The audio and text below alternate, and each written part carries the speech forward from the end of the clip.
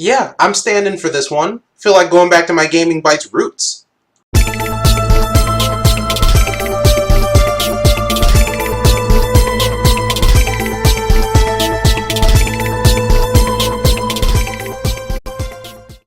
Gamers, what is up? Vernon here, and if you're not familiar, this is Gaming Bytes, where we talk about the biggest gaming stories of the week, starting with...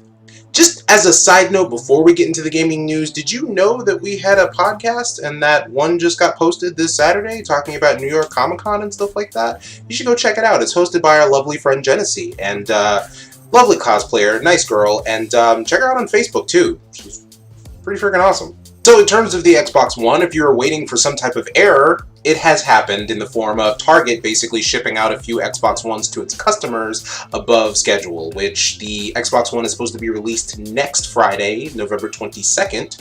So yeah, if you pre-ordered and paid for it in full, there's a slight chance that a few of you might have gotten it early.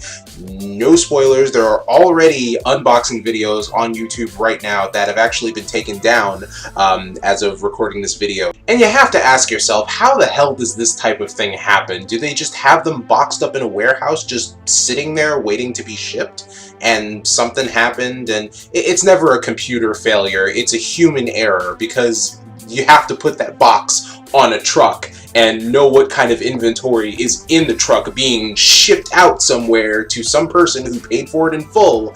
Yeah, it's a human error, not some kind of computer glitch or computer error. So Microsoft's big guy, Larry Erb, basically came out saying, due to a retail partner's system issue, a very small number of Xbox One consoles were shipped to consumers before the November 22nd street date. We're pleased to see initial responses to the Xbox One have been so positive, but given that we are still putting the finishing touches on our games, UI and online services, as well as confidential partner and media agreements, these console units will be restricted from connecting to Xbox Live until closer to the launch date. Alright, so they're handling this with as much tact as possible, but I do have to say that, you know, whoever screwed this up has to lose their job at this point. It's just a tough shit rule when it comes to this kind of screw up. Someone has to pay. Why am I smiling? Someone's going to be losing their job soon. Someone should lose their job, someone has to pay. Was that better? And within that same topic, one of the people who got their Xbox Ones early immediately put it up on eBay for $9,995, and supposedly they were going to put that money to charity, but then canceled the sale when they realized that it wouldn't be functional without the day one update that the Xbox One requires. And then you remember why people are turned off from the Xbox One, that day one update that basically turns off the always online functionality. Don't you just love gamer restrictions? So remember that whole Diablo 3 online DRM fiasco where there was like an error 37 message? You couldn't play the game in online mode because, well, the servers were down or some shit like that, and then when you went to play it offline, you realized that the game doesn't have an offline mode. Well, Blizzard at BlizzCon basically confirmed once again that you will not be getting an offline mode for Diablo 3 anytime soon. Josh Muscuera? Sorry if I butchered your name, buddy, but the game's director basically stated that. So here's the thing. When we decided to design Diablo 3, we feel that Diablo plays best when you're playing with your friends, when you have access to this awesome community that is Blizzard. We felt that it was important for you to have that social connection.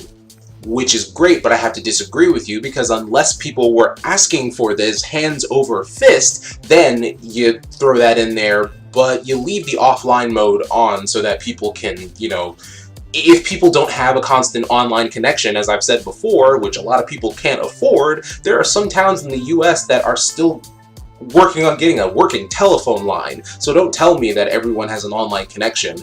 And people are buying this game hand over fist. They have been since it came out at least a year ago. So don't make it about the players having a better social connection. We can make social connections on Facebook on our own without your help, thank you very much. Blizzard, just own up to the fact that you care about the bottom line, not the players. Sure, you need players to play your game, you need players to buy your game. The problem comes in when you make these excuses. Just say that this was your vision for the game, this is what you wanted to do with this game, and that tough cookies, gamers, you're just going to have to deal with it because this is what we wanted to do with our game. No, instead we wanted to give you a social connection that I doubt people really asked for. I mean, if the game is played better, whether it's online or not, is really up to the player, because you get feedback from them and you learn how to make up for the next game.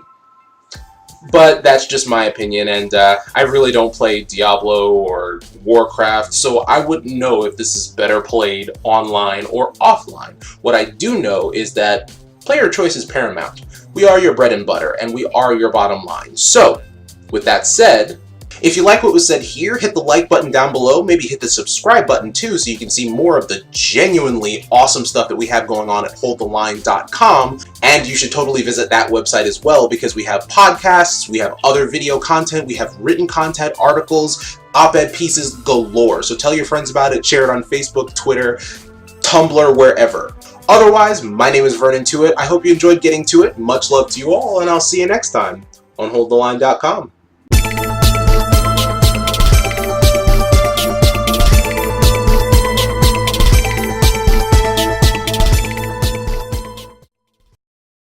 November 11th, 2012 was the start of an experiment, and it's gone great so far. It's a year later, and that experiment is still running. That experiment's name is Gaming Bytes. For those of you who have watched from the beginning and have seen my growth from really crappy video and audio, from my old computer to my new computer, from getting a camera to getting a mic to slowly building on what I have and just gaining momentum and having a lot of fun doing it and meeting a lot of cool people along the way. I just wanted to say thank you for those of you who, who stuck by me, who supported me, and, helped make sure that this kept going. I've always wanted to do videos, and was inspired by those who came before me, the Jeremy Johns, the Philip DeFrancos, the people who really came on camera and just spoke their minds for a few minutes, and it really inspired me. And when I was asked to come to Hold the Line to do these videos, to come up with my own segment, to really build my own style and give birth to something that's kept me just entertained and really just given me an outlet for the last year. I feel like I've really grown since then in skill level as well as maturity, if you could even call it that, because I still do make the occasional dick joke. And a big thank you has to go out to the folks at holdtheline.com who allow me to do what I want to do and say what I want to say on this show. I don't go too wild, but I have a lot of fun doing it, so I just want to say thank you. This is just me, one or two jump cuts, and really no formal script or anything like that. I'm just coming from the heart here. So thank you to everyone who watched, to everyone who helped me put this together. I really do appreciate everything you guys have done, and I'm going to keep this going. It's come a long way, and let's see what we can get out of it. So thanks again, and happy birthday, Gaming Bytes. Basically,